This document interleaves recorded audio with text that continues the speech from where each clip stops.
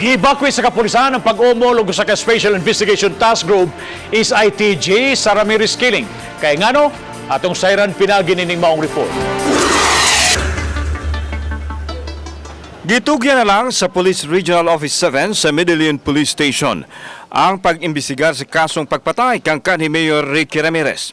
Kinihuman gibakwi ni Police Brigadier General de Bolsinas ang giumol unta nga Special Investigation Task Group kon is ITG.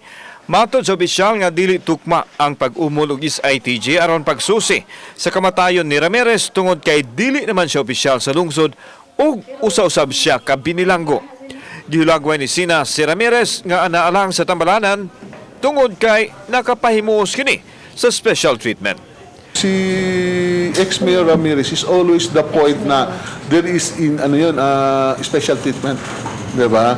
Is always the point na tanawa lagi na kami mga pobre lang imo pagsulod mga dato to alang, and he's always the reference, and he was able to get away with it, di ba? Mo na amo ang permi also gi follow up.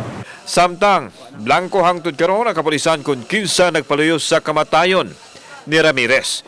Gisubay sa kapulisan ang posibleng panimaos nga motibo sa krimen tungod kay daghang naligsan kuno si Ramirez dihang anaa pa siya sa gahom. Gitanaw usab ang anggulo sa ilegal nga dugas. Gibutyag ni Sinas nga dili lang tigamitan kun dili protektor gyud sa illegal drugs ang kanhi mayor sa Medellin.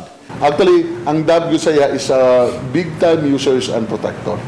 Si Ramirez gikadagdang ilubong na sa usa ka pribadong samaang dinhi sa Dakbayan sa Sugbo. Kauban si John Solon, ako si Alan Domingo. Balitang Bisdak.